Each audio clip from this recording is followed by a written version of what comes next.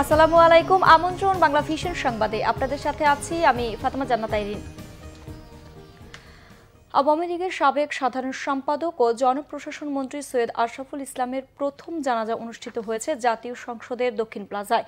জানাজায় অংশ নেন রাষ্ট্রপতি মোহাম্মদ আব্দুল হামিদ সহ মন্ত্রী, সংসদ সদস্য ও রাজনৈতিক অঙ্গনের দীর্ঘদিনের সহকর্মীরা। পরে সরকারের পক্ষ থেকে রাষ্ট্রীয় সম্মান জানানো হয়। এ সময় 1 মিনিট নীরবতা পালন করা হয়। এরপর জাতির পক্ষ থেকে সৈয়দ আশরাফুল ইসলামের মরদেহ শ্রদ্ধা জানান প্রথমে রাষ্ট্রপতি, পরে প্রধানমন্ত্রী শেখ হাসিনা। জাতীয় সংসদের পক্ষে স্পিকার ডক্টর শিরিন শারমিন চৌধুরী শ্রদ্ধা জানান। দলের পক্ষ থেকে আওয়ামী লীগ সভাপতি শেখ হাসিনা নেতাকর্মীদের নিয়ে আরেক দফা শ্রদ্ধা জানান। কিশোরগঞ্জের শোলাকিয়া ঈদগাহে অনুষ্ঠিত হবে দ্বিতীয় নামাজে জানাজা। এরপর ময়মনসিংহেও একটি জানাজা অনুষ্ঠিত হবার কথা রয়েছে। বাদ আসর রাজধানীর বনানী কবরস্থানে দাফন করা হবে আওয়ামী লীগের এই নেতার মরদেহ। ক্যান্সারের কাছে হার মেনে থাইল্যান্ডের রাজধানী ব্যাংককের একটি হাসপাতালে গত বৃহস্পতিবার শেষ নিঃশ্বাস ত্যাগ করেন সৈয়দ আশরাফ। শেখ হাসিনার নেতৃত্বে নতুন মন্ত্রিসভার শপথ গ্রহণ অনুষ্ঠিত হবে আগামীকাল সোমবার বিকেলে 3:30টায় শপথ গ্রহণ অনুষ্ঠিত হবে বলে জানিয়েছেন মন্ত্রিপরিষদ সচিব মোহাম্মদ শফিউল আলম। এরই মধ্যে সকল প্রস্তুতি শেষ করেছে মন্ত্রিপরিষদ বিভাগ। এর আগে একাদশ জাতীয় সংসদের সংখ্যাগরিষ্ঠ সদস্যের আস্থাভাজন হিসেবে প্রধানমন্ত্রী শেখ হাসিনাকে সরকার গঠনের আমন্ত্রণ জানিয়েছেন রাষ্ট্রপতি মোহাম্মদ আব্দুল হামিদ।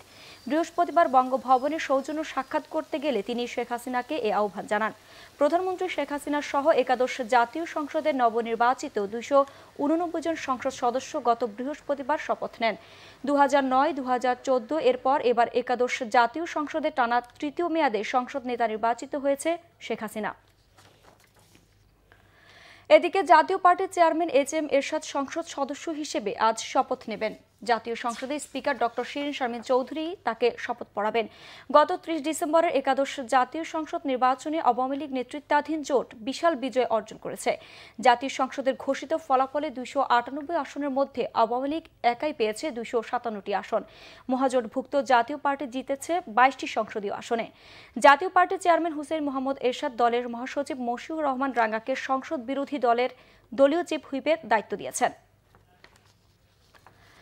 নোয়াখালীর সুবর্ণচরে গৃহবধূ গণধর্ষণের ঘটনায় আরেক আসামিকে ফেনী থেকে গ্রেফতার করা হয়েছে। এদিকে 7 আসামির রিমান্ডের আবেদনের শুনানি হবে আজ। নোয়াখালীর 2 নম্বর আমলি আদালতে রিমান্ড আবেদনের শুনানি হবে। এ পর্যন্ত মামলার এজাহারভুক্ত আসামি সোহেল, স্বপন, ইব্রাহিম খলিল বেচু, বাদশাহ আলম বাসুকে গ্রেফতার করেছে পুলিশ। এছাড়া তদন্তে দোষী হিসেবে সাবেক ইউপি সদস্য রুহুল আমিন, জসিমউদ্দিন ও হাসান আলী ভুলুকে আটক করা হয়েছে। এদের মধ্যে জসিমউদ্দিন ও হাসান আলীকে শনিবার কারাগারে পাঠানো হয়েছে। পুলিশ 7 আসামির 7 দিন করে রিমান্ড চেয়ে আদালতে আবেদন করেছে। আন্তর্জাতিক প্রসঙ্গ। সরকার বিরোধী বিক্ষোভে আবারও উত্তাল ফ্রান্সের বিভিন্ন শহর। শনিবার পুলিশের সঙ্গে বিক্ষোভকারীদের দফায় দফায় সংঘর্ষ হয়, তবে এখনও হতাহতের কোনো খবর পাওয়া যায়নি। টানা 5ম সাপ্তাহিক ছুটির দিনে রাজধানীর প্যারিস সহ বিভিন্ন শহরের রাস্তায় নামে ইয়েলো ভেস্টধারী বিক্ষোভকারীরা। প্রথম দিকে শান্তিপূর্ণভাবে আন্দোলন চালিয়ে আসলেও বিকেলে পুলিশের সাথে শুরু হয় ধস্তাধস্তি। এরপরই বিক্ষোভকারীদের সঙ্গে পুলিশের সংঘর্ষ ছড়িয়ে পড়ে। এ সময় বিক্ষুব্ধরা কয়েকটি যানবাহনে আগুন দেয়। এদিকে এ ঘটনায় নিন্দা জানিয়ে বিক্ষোভকারীদের আলোচনায় বসতে আহ্বান জানিয়েছেন ফ্রান্সের প্রেসিডেন্ট ইমানুয়েল ম্যাক্রো।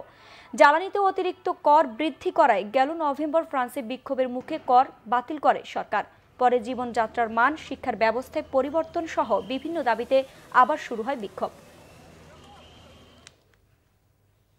দর্শক, এ ছিল এখনকার মতো। পরের সংবাদ বেলা 12টায় দেখার আমন্ত্রণ রইল। এছাড়া ফেসবুকে বাংলা ভিশন সংবাদ সরাসরি দেখতে লগ ইন করতে পারেন facebook.com/বাংলাভিশনে। এতক্ষণ সাথে থাকার জন্য ধন্যবাদ সবাইকে।